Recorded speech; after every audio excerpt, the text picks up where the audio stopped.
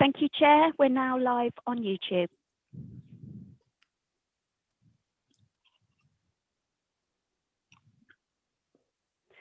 Are you on mute, Chair? Right. We've had a discussion about this during the break, and I'm moving from the chair. Lack of highway information and impacts on planning obligations is central to consideration of this item, that we defer for consideration all issues until Monday. And I'm moving that from the chair. I'm going to second that, obviously, Madam Chair, because I've done the other one. Thank you. Thank you, Councillor Skinner.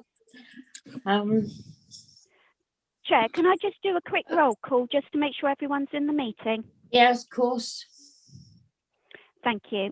So I've had apologies from Councillor Bloxham. She's had to go to another meeting. So Councillor Brown? Yes, present. Thank you. Councillor Chamberlain? Present. Thank you. Councillor Davey? Present. Thank you. Councillor Desarum? Present. Thank you, Wendy. Thank you. Councillor Gazzard? Present. Thank you. Councillor Howe? Yes. Thank you. Councillor Key? Present. Councillor Pook? Present. Councillor Pratt? Present. Councillor Skinner? Present. Councillor Woodward? Present. And finally, Councillor Ragg. Present. Thank you. I can confirm we're quorate. Thank you. And we've just, I've just proposed that from the chair, seconded by Councillor Skinner. Shirley, as I moved it from the chair, do we need to go to the vote? Yes, Chair. If Yes, you wish thank to you. go to the vote, then Yes, we can go please. to the vote. Yeah. All members on the roll call would have heard your revised recommendation. Yeah. Thank you. Chair, would you like me to do the votes? Yes, please, Wendy. Thank you. So I'll start with Councillor Brown. Yeah, approved. Councillor Chamberlain. Approve. Councillor Davey. Approve. Councillor Desarum. Agree the chairman's recommendation. Councillor Gazzard. Approve. Councillor Howe. Approve. Councillor Pook. Approve. Councillor Pratt. Approved. Councillor Skinner. Support. Councillor Woodward. Approve. Councillor Ragg. Approve. You didn't take mine, Wendy. Oh, apologies. Councillor Key. Abstain. Thank you. Sorry, Councillor Key. So after that, I can confirm that motion has been carried. Thank you. Right. And now we move to agenda item 11, application 202585, full on page 185, and it's for 59 Mount Pleasant Avenue, Exmouth. And I completely forgot at the beginning, I did go to see this applicant at his at the request of one of the ward members, and suggested that he discuss further with Mr. Rose, and that was my only part in it. So there's just Councillor Miller in for this application. So Mr. Rose, can you present your report, please? Thank you, Chair. Yeah, so this was referred from a chair delegation meeting, and it's an application for front and rear hip to gable extensions, and to provide a dormer on one roof slope of the bungalow, and that would facilitate a loft conversion. So it's resubmission of a previous proposal that was refused by the council and then dismissed on appeal by an inspector due to the harmful visual impact of the proposal. And you'll have in front of you in the report some of the quotes from that inspector's decision. So these are the elevations of the bungalow at the moment. So we've got the front elevation, the two sides and the rear. And this is what's proposed. So you can see that where there was a hip at the front of the bungalow, there's now a gable set back slightly on the roof slope. And again to the rear, there was a hip and now there's a gable. And then you can see the dormer that's proposed along the whole of the side of one of the roof slopes. That in effect turns a 2-bed bungalow into a 4-bed bungalow for which is what the applicant requires. And there has been pre-app advice following the dismissal of the appeal, but the advice given hasn't been followed, and we've had this application submitted. And then if I just go forward, this is the scheme that was before the inspector at the appeal. So this is what we've got now, and this is the previous scheme. The main difference you can notice if you look here at the front, just about at eaves level on the bungalow, this is the scheme that was refused, and you can see it's flush with the front. And on the scheme proposed, this is ever so slight setback here above the bay. So that's the only change from the scheme that was previously refused and before the inspector. This is the bungalow here, and you can see that it's in a area characterized by bungalows, some dormers present on the roof slopes in the area. So this is the property, and you can see how the street scene here has hipped roofs back, and there's the properties to the rear, including one that has a dormer window, which aren't uncharacteristic of the area. So it's in residential area in the built-up area boundary. So house extension, the principle is acceptable. And as before, as part of the appeal case, there's no concerns about any loss of privacy or impact on the neighbours. That wasn't anything that was part of the previous appeal or application. So the main issues, the visual impact on the street scene from the design of the scheme. So if you imagine this hip is going to turn into a gable end at the front and at the rear, door in the front, and then fully down the other side, you have the dormer window. So there's a small change, as I've said, from the previous scheme, but as you'll see from the report, we don't feel that's significant enough or a big enough change to address the previous reasons for refusal and the appeal decision. And you'll see in there that the inspector has stated that the previous dormer, which is very similar to this one, occupies nearly all of the roof slope, said it was unduly dominant and overscaled, was highly visible, as a harmful contribution to the property and to the street scene, significant harm to the character and appearance of the area, and as a result, conflict with policy D1. You'll see in the report that the applicant refers to other dormers in the area, but you'll be aware that each application has to be considered on its own. And whilst I showed you photos there of dormers within the roof slopes, there aren't any in this area where you have the combination of a dormer and the hip to gable extension. There's no similar properties like that in the area. And you also see in the report that the inspector previously considered that that issue, saying that there were nothing compatible in scale and prominence that altered the character of the area to such an extent as that previous proposal. So didn't find that as a compelling reason to justify that application. The applicant this time is making there's other reasons put forward in support of it in relation to this will enable the family to stay living in the area. That is a positive. It's up to you how much weight you give that, but the consideration of the private benefits there were also previously considered by the inspector, who said he recognised the benefits to the family needs, and having carefully considered the considerations, but said that that private benefit didn't justify the visual harm that resulted as an outcome from that proposal, which I say is almost identical to this. So in light of the retained significant visual harm and that previous decision and this one not being that different to it, our recommendation again is for refusal. Thank you. Thank you. Ward member, Councillor Miller. Thank you very much, Chair. As you'll see, I did say in my written consultation that I was open to changing my view subject to further comments from neighbours, other consultees and the officer report we have seen before us, and I have listened very carefully to Mr Rose, and I take on board his points. I was always well aware that on the face of it, this application had been refused before, and I do note the officer's comments on design, but I think there's something else we need to put into the equation. These committees are about balancing different policies, as not all policies complement one another, so each decision is, as I understand it, case by case.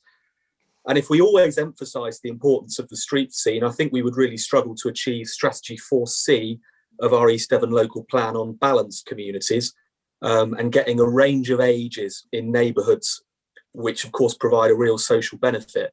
And I guess my view has been shaped by my visit to the area and my discussions with neighbours. This was it was just before the wave 3 lockdown. I spoke with the applicants and 3 neighbours at social distance, and I was struck by how valuable balanced communities can be from the conversations I had. Mount Pleasant Avenue, which I know well, would count as an area which our local plan prescribes as having an overtly aged population profile.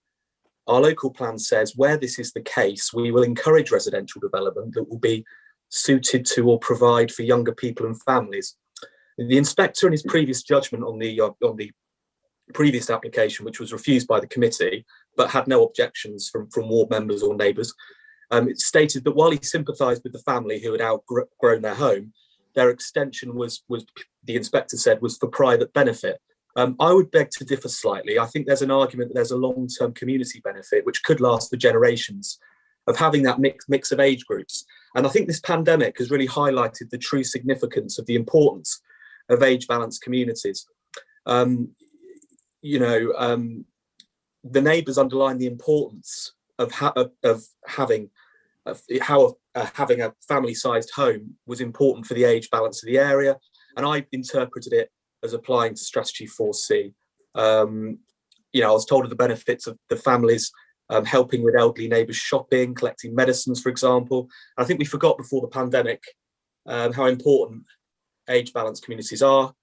And I think when we see the Goodmore's Farm application from earlier, these age-balanced communities are not coming from these new developments, which I feel makes me tend to disagree with the report's reference to strategy 4C, not applying to these extensions or existing developments. As I've already noted, the officer's comment on design stands, and ordinarily I would bow to that judgment. And in fact, this is the first time I've ever attended a planning committee to disagree with planning officers. I've done it twice in one meeting, but well, the first one was, we all knew the outcome to that. I felt differently about this. There aren't any objections from the community, and I've knocked on doors to see. There weren't last time. There's support from the community. The third party who's mentioned in the report here, he lives opposite at number 66 Mount Pleasant Avenue, and he'd certainly bear the brunt of the apparently overbearing street scene that the officers describe. The other neighbours are very elderly, and I think it's a shame that the pandemic has limited the scope for representations for people who cannot, use technology. In other ways, it's increased it. But the town council have no objection, and when I spoke to the chair of the town council planning committee, Councillor Nelson, since this report, who is an Exmouth Holston ward representative at town level, she was supportive. And in the end, as ward member, while I understand I'm a representative, not a delegate, and take decisions which are sometimes unpopular ones, I've weighed this up, and on balance, I feel I have to have regard for what the community feeling is, and I think that passing this application would benefit the community. There's the issue of obviously shortage of bungalows, and whether this extension would take away another one. Now, I just consider the importance of mixed and balanced communities to be greater. I hope the committee has some regard to strategy 4C, and indeed I think Exmouth Neighbourhood Plan Policy H1, which strengthens that. I see it as a fine balance, I accept that, and the committee may disagree, but it's sincerely the view I've reached, and I feel it'd be remiss of me not to express my views in support of this application. Thank you. Oh, thank you, Councillor Miller. Now, Councillor Woodward is the other ward member. I've been Yes. informed. Would you like to speak, Councillor Woodward? Yes, I was hoping to hear what other people had to say, but now you've asked me. I initially was in favour of this extension roofs enlargement, and I visited the site, and there are a number of properties with similar extensions, not very close, but in adjoining roads, with quite substantial changes like this to the roof space. This one is slightly unusual. It has a front and a sides enlargement, which others don't necessarily have both at once. And I suppose, but then taking into account the inspector's comments, he's referring to significant harm to the area, to the character and appearance of the area. And it's finding that right balance. But although I hear what Councillor Miller said about the people presently occupying, once the alteration is done, it's going to be done, as we say, in perpetuity, isn't it, for a long time for everybody else to see. And I note that there are no objections actually from neighbours. It's just the inspector who's put a spanner in the works. Just to point out for other committee members, I think this is right, and Mr. Rose will tell me if I'm wrong, that if we do approve it, then it would not go back to the inspector. So we don't have to consider his comments further if we do approve, but do correct me if I'm wrong in that. So I'm sitting on the fence, and I'll like to hear what other people have to say. Thank you. Thank you. I know it's been said that there are other dormers in the area.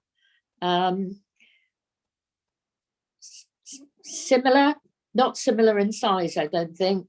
But nonetheless, the inspector was quite clear in his decision. And putting another one there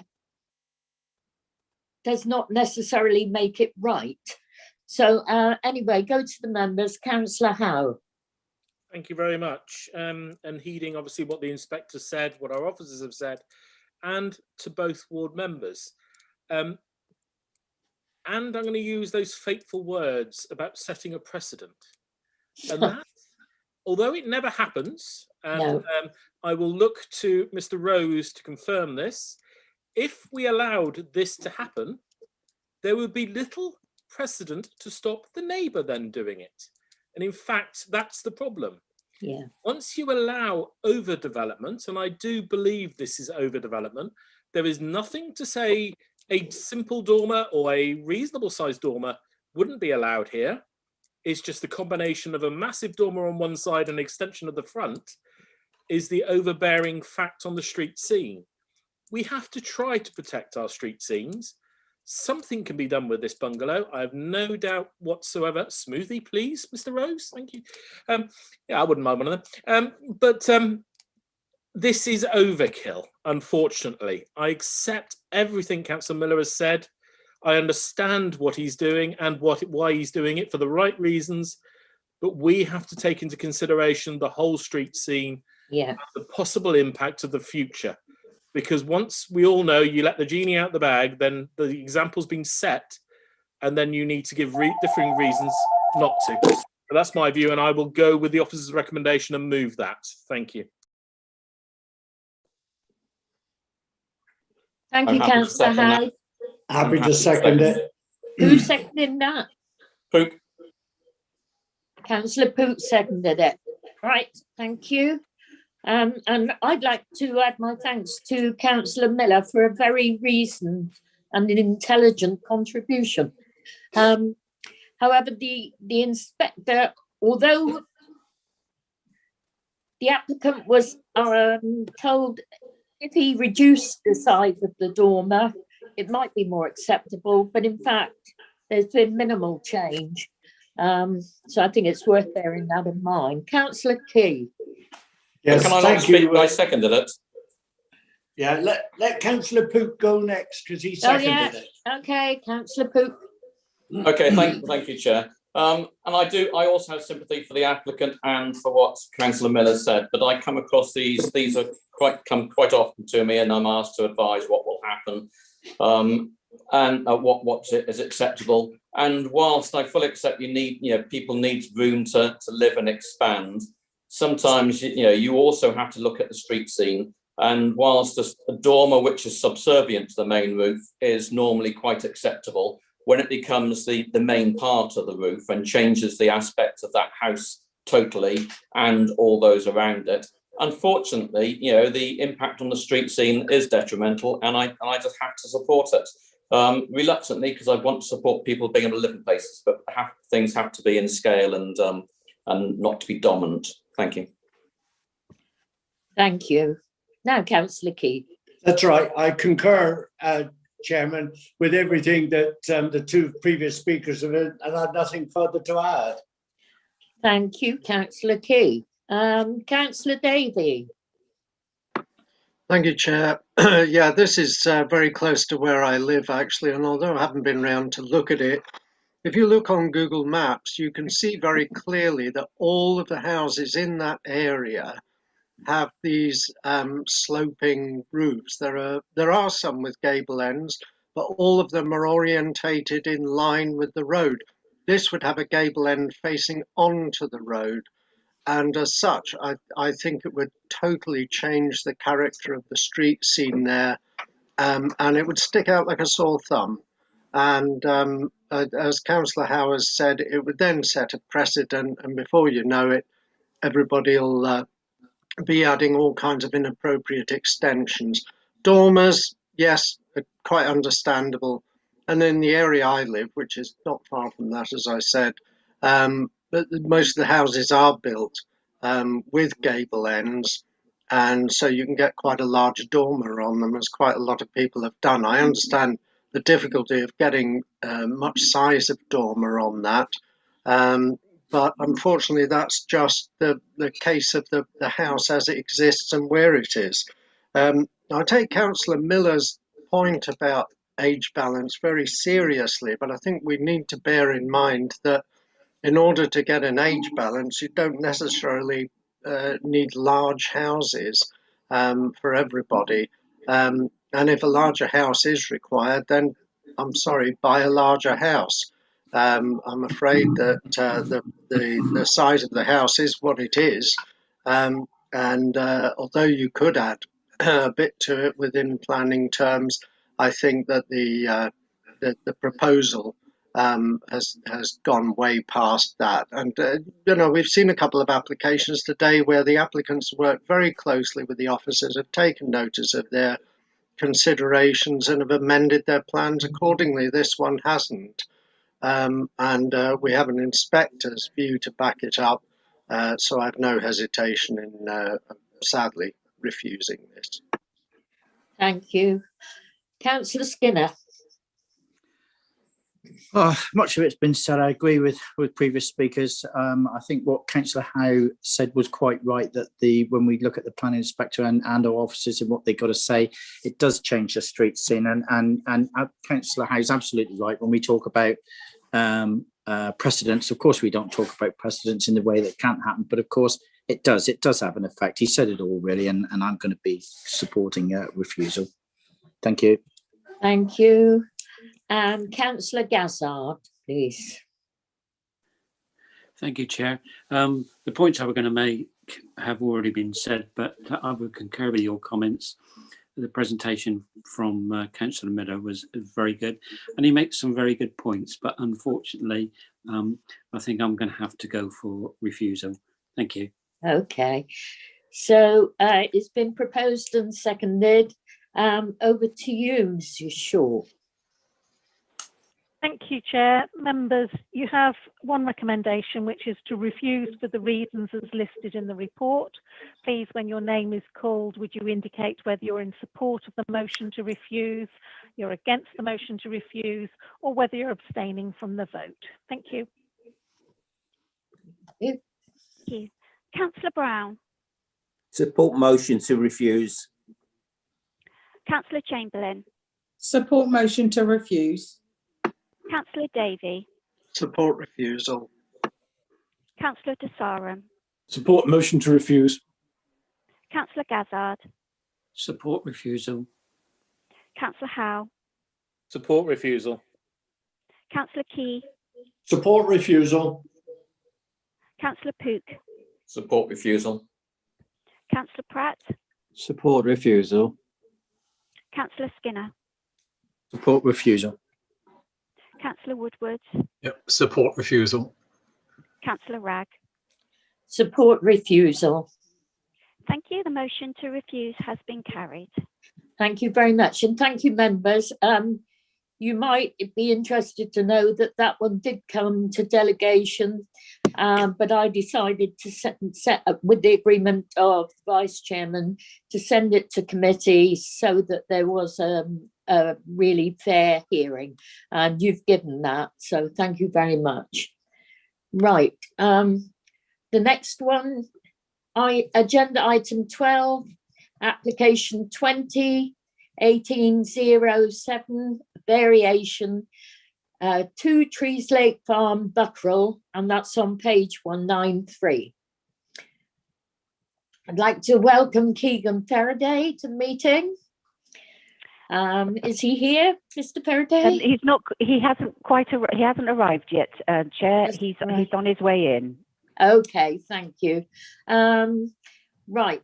Well, we'll move to Mr. Rose to present the report and hope that Mr. Faraday will be here by the time he finishes. Thank you, Chair. So this is before you because it's contrary to the comments of the ward member. It's a variation of condition to a previous application to remove the holiday accommodation restriction on one of the units at this site. So it relates to this unit down here. So it was approved as part of 3 wider holiday units outlined in red, and all 3 of them are restricted to holiday use, and they want to remove that holiday tie on this one unit here, but to retain the others. We're at the edge of Buckroll in the countryside, and the main building here is grade 2 listed as the main house. And this application, as I said, relates to this building here, which I'll show you the photos of. It's a detached building, a garage at ground floor and flat above, not in the best condition. And if I just move through, so this is the layout of the site, and there are 7 in total at the moment, holiday units on this site. And as I say, the other 6 will remain in holiday use, but they want to remove the tie on this one to allow it to become an open market dwelling. So this is the listed building at the moment, and the property is off down here.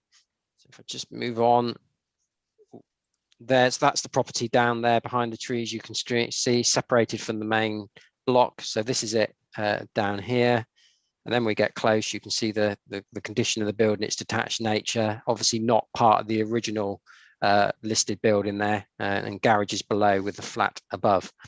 So members will be aware that there's no policy support in our local plan for the loss of holiday accommodation. The only circumstance in where it might be allowed is under policy D8, and that's where the site is located close to a range of services and facilities. And this site is in the countryside, not close to any of those services and facilities. So there's no local plan policy support for the loss of this holiday accommodation. But then, as you often hear me say, we're on to any other material considerations. And in this case, the applicant's put forward 2 arguments, one on viability of the business, and the second one on the enforceability of the condition. So just on the first one, the argument is that this harms the business, this one unit. It's clearly not popular. We've looked at the booking sheets and the information for the applicant of all the holiday units on the site. This is the one that's the least popular. It's not highly booked, and as you can see, hopefully from the photos, it's detached from the main building and not in as it's poorly located in relation to the rest of them across the car park. It's got this stepped access to the side, and it's above the garages, and it needs some investment, which means that it just isn't popular as a holiday accommodation. So there's sympathy with the applicant on that, although obviously we have coronavirus now, so whether it might become more popular going forward, but officers do have sympathy with the argument that by allowing this unit to go from holiday accommodation, then it will support the other units on the site and support the setting of that listed building. In terms of the enforceability of the condition, the applicants stated concerns over whether that's enforceable and the wording is clear enough, but we as officers believe that it is enforceable, and therefore we don't agree with that argument. And there's no setting on the listed building. So we're in the situation here where there's no policy support for the proposal, but the applicant has put forward a case for how allowing this unit to go away from holiday use will support the remaining units on the site, and how, given the condition and its appearance and location, it isn't that highly desirable as holiday accommodation at the moment. So on balance, given those reasons and that circumstance, officers in this case are recommending that that condition be varied, and that the loss of that holiday unit there won't have any wider implications and can be supported. Thank you.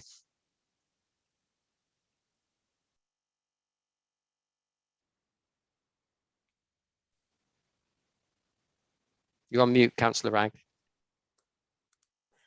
Thank you, Mr. Rose. Is Mr. Faraday in the meeting, please? Chair, I'm here. Can you hear me? Yes, we can. Thank you. I think you know the score. You have 3 minutes. Thank you.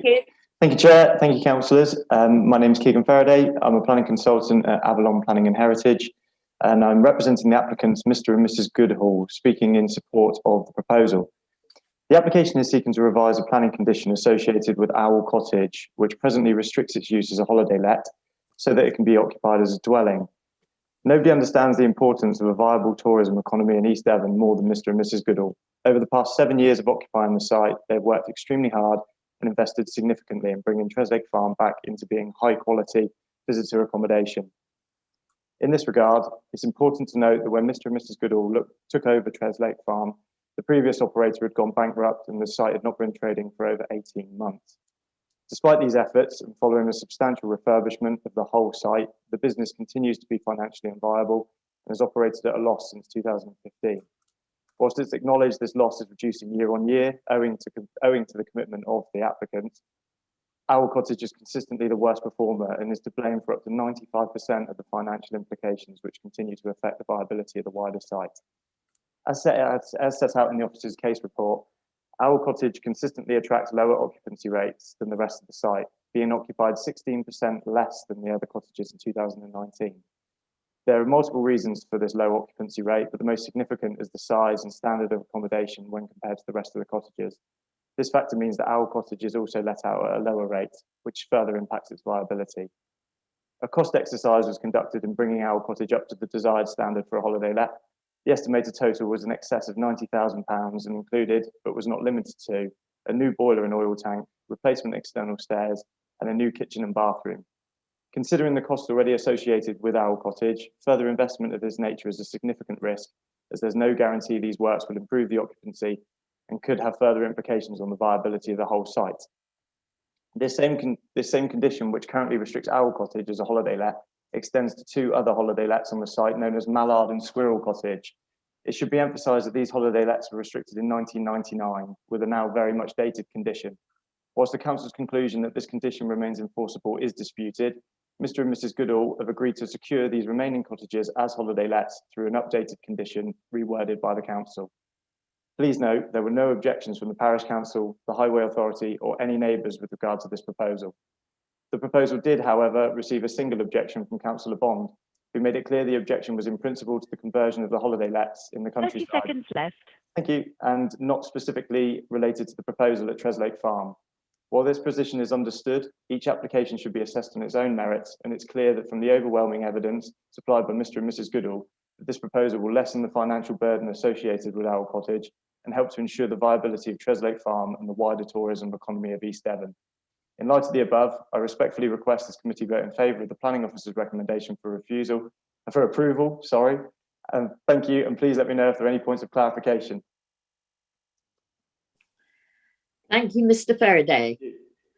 Well, as the committee knows, we've had applications like this before. I have asked the officer concerned to review the subject of holiday accommodations, which fall outside of the 4 principal holiday accommodation areas. However, I think looking at the figures here, I can well understand the reasons for this application. Councillor Skinner.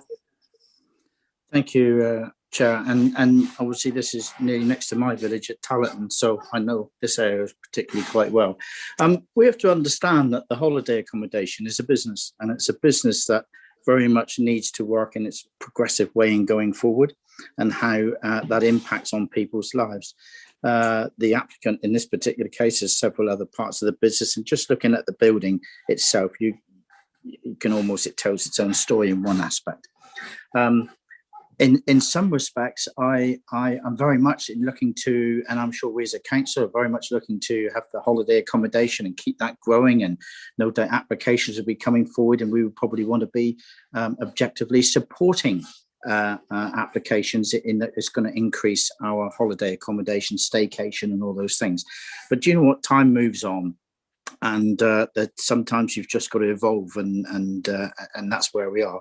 Looking at the reasons, and I think it's a very fair, and it is a finely balanced report. And if you read, anybody, obviously as members who read the report, and you see that it says just above the recommendation, this is a finely balanced judgment, but the support in the local plan for tourism related economic development tips the balance in favour of approval. Says it all for me, really. I'm going to go along with the officers on this one. It seems fairly straightforward for me, and I hear what other members have to say, but I'm going to go forward with the recommendation, Chair, through you, and I'm going to go for approve the recommendation as laid out by the officers. Thank you. Thank you, Councillor Skinner. Is there a seconder? I'll second it. Tony Woodward. Yeah, thank you, Councillor Woodward. Would you like to speak on it? Yes, thank you, Chair. It looks very unattractive as a let to me from here. And I think we've heard that there's been bankruptcy before in this business. So I very much would like to support the rest of the holiday lets being supported. So I'm very much in favour of allowing the variation. Thank you. Thank you. Councillor Howe. Thank you. It's a question for Mr. Rose, really. If we allow this, and I have no problems with allowing it, would that grant it permitted development rights? And if so, would those permitted development rights in any shape or form have an effect on the listed building? Looking at the photos, I can see I believe the listed building is behind us on the photo you're currently showing, but I'm just trying to work out whether there is any permitted development that would occur on that building if it becomes a residential unit that we ought to worry about. So removing permitted development rights, if you get my meaning. I might be overkill. I'm getting very tired of the old age, but I just thought I'd clarify for Mr. Rose, please. Yeah, Mr. Rose. Yeah, I understand the comment, Councillor Howe. So they're partly restricted in what they can do because they're in the grounds of a listed building here. That they might be able to make some small alterations to the roof, but given it's above a garage block, they wouldn't be able to do anything of any significance that could harm the listed building. So not concerned about that. Thank you. Councillor Key. Thank you, Chairman. Could I just ask Mr. Rose, I mean, I wouldn't have thought that there was probably the intention of selling this. Would it off? Could you answer that? I mean, you may not be able to answer it. It's not really a planning consideration. I mean, they could sell it off, or they could rent it. That's up to them. Yeah. I mean, I can't see that they would want to sell it off because, I mean, it would spoil the actual listed house because that's right at the back of everywhere. I mean, there are problems. I've come across them several in my area where they've got holiday accommodation and they are struggling to actually let them. And so I'm sort of very happy to actually support this. It is in the neighbouring sort of ward, or it's almost right adjoining my ward in actual fact, this property. And so I'm more than happy to support it and, go for that. Thank you. Thank you. Councillor Davey. Thank you, Chair. Mr. Rose has alluded to the coronavirus. And with the popularity of staycations, quite likely in the coming year or two, I think the pressure on this kind of accommodation is actually only likely to grow. And if I were the operator of this site, I'd be very inclined to sit tight and see how this year goes before I start taking units out of consideration. I also, I'm uncomfortable about allowing a development in the open countryside as this is. This is turning a holiday let into a home.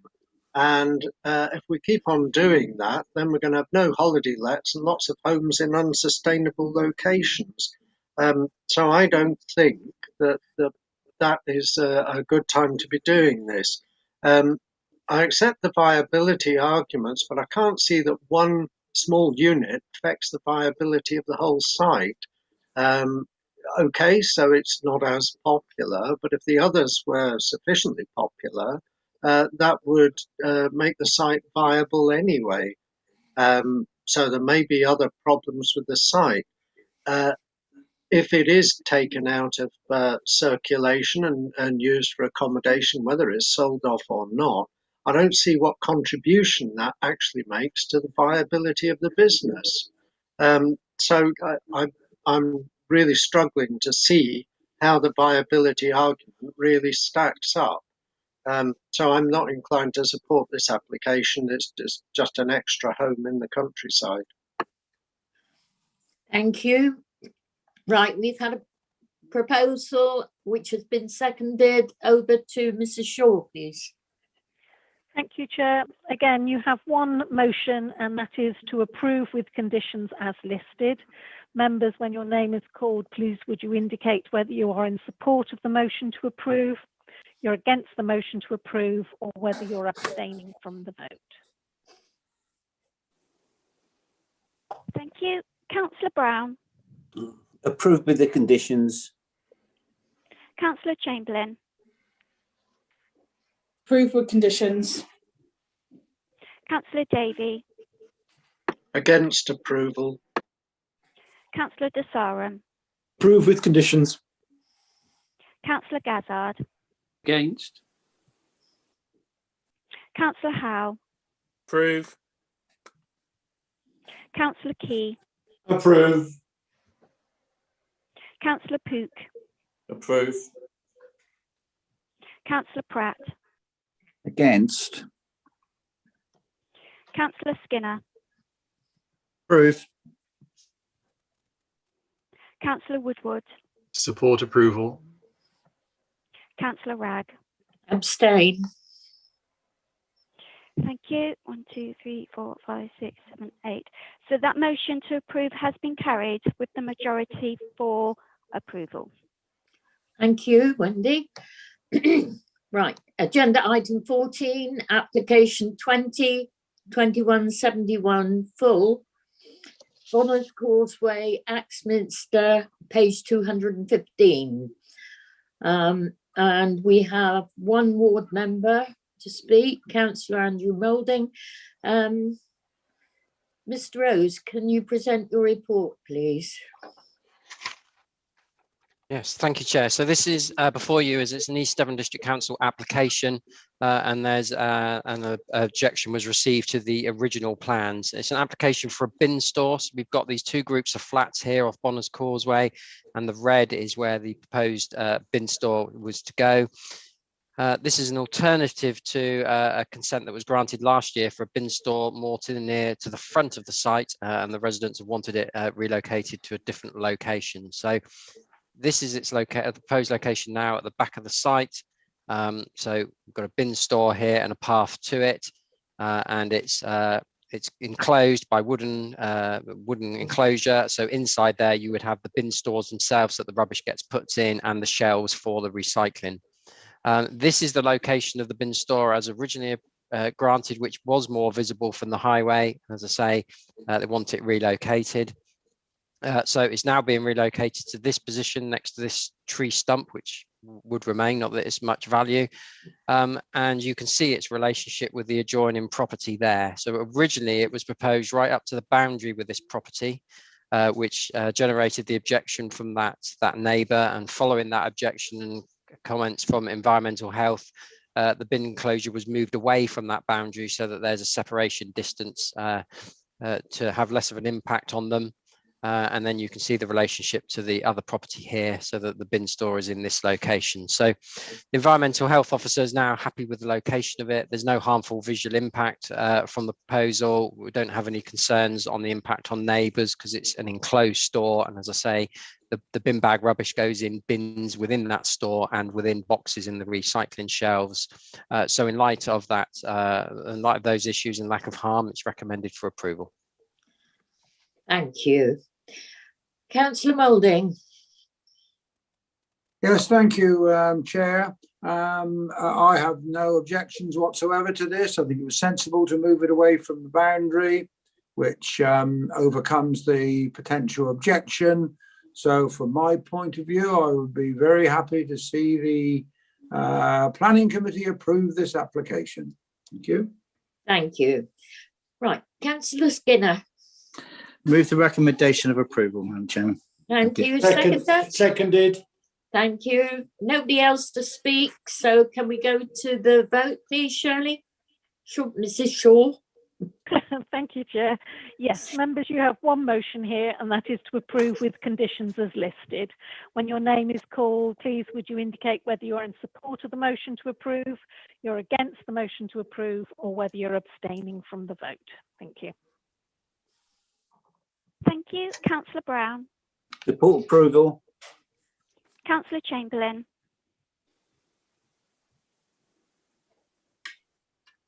Councillor Chamberlain. Councillor Davey. Support approval. Councillor De Sarum. Support motion to approve. Councillor Gazzard. Support. Councillor Howe. Support. Councillor Key. Support. Councillor Pook. Support. Councillor Pratt. Support. Councillor Skinner. Support. Councillor Woodward. Support. Councillor Ragg. Support approval. Thank you. I can confirm the motion to approve has been carried. Thank you. Right, now we move to the next item, 6 Willoughby House, Peak Hill Road, Sidmouth, and that's on page 203, and I'm just getting the planning application number up. 200652 full. Thank you. No speakers, so over to you, Mr. Rose.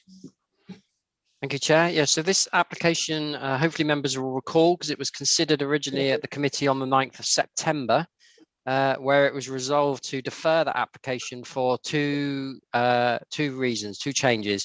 It was amendments to balustrades and Juliet balconies to get more traditional, and about the balustrade around the balconies to be higher and more solid. And I'll run through those. So you'll recall that this is the property. We had objections at the time for the adjoining property.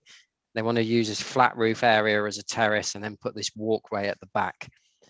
So again, these are the relationships between the properties, and it's this area here that we're talking about. So these are the existing elevations, and that's proposed. So you'll recall that there was 2 screens to go across the Juliet balconies, and then screens proposed along here, and then a high fence along this boundary to enclose this terrace area. And these are the changes to the application. So they have retained the glaze screens to those Juliets. So members did ask that they become more traditional, but I'll show you photos in the moment. And they have proposed more traditional railings up to the top of this area, and now replaced the fence that members were concerned about was too flimsy with a solid wall, and increased the height of that, which was the other requirement that members made at that committee. So this layout still stays the same. It protects the privacy of that neighbour. And if I just move on to the photo, so you remember this horrible extension to the side where the terrace is proposed above. So hopefully you can just see the glass screens that they put on those balconies there. And I appreciate members deferred it to get something more traditional in there, but I hope you'd agree that you struggle to see those glass balconies in there, so there's not really any harm from them. And then this is the terrace area. So more traditional railings across the front, and then a brick wall to come back here that then protects the amenity of that adjoining property. So I think given in light of those concerns for members and the changes they've made, I appreciate that they haven't made change to the front, but they have made the changes as requested to this terrace area. We are recommending approval. Thank you. Thank you, Mr. Rose. There are no hands up. Oh, yes, there is. Councillor Skinner. I'm just quite happy to move the recommendation. This came to us before. They've worked quite closely, obviously very closely with our planning officers. They've done the things that we wanted to see within this committee. It's come back with those recommendations done and changed. Work well with it together. I think it looks quite nice on certainly the front and that glass screen, and I'm quite happy with it. And I'm going to propose the recommendation that's laid out in front of us for approval. Thank you. Thank you. Is there a seconder? I'll second it. Tony Woodward. Thank you, Councillor Woodward. Councillor Pratt. Councillor Pratt, you're on mute. Your hand is up. I support this application. The privacy arrangements are far better than they were before, and I can't see any reason to object to it. Thank you. Mrs. Shaw, no more hands up. Thank you, Chair. Again, members, one motion, and that is to approve with the conditions as listed. Please, would you indicate when your name is called whether you support the motion to approve, whether you're against the motion to approve, or whether you're abstaining from the vote. Thank you. Councillor Brown. Approve. Councillor Chamberlain. Approve. Councillor Davey. Support approval. Councillor Desarum. Support approval. Councillor Gazzard. Support. Councillor Howe. Support. Councillor Key. Support. Councillor Pook. Support. Councillor Pratt. Support. Councillor Skinner. Support. Councillor Woodward. Support approval. Councillor Ragg. Support approval. Thank you. Approval has been carried. Thank you. That brings our meeting to an end. And I would like to thank everyone, including any members of the public watching online, for taking part. And thank you to members for a healthy, at sometimes disagreeing debate. I'd just like to remind everyone that when the meeting's not being recorded or going live, until then, your comments will be live to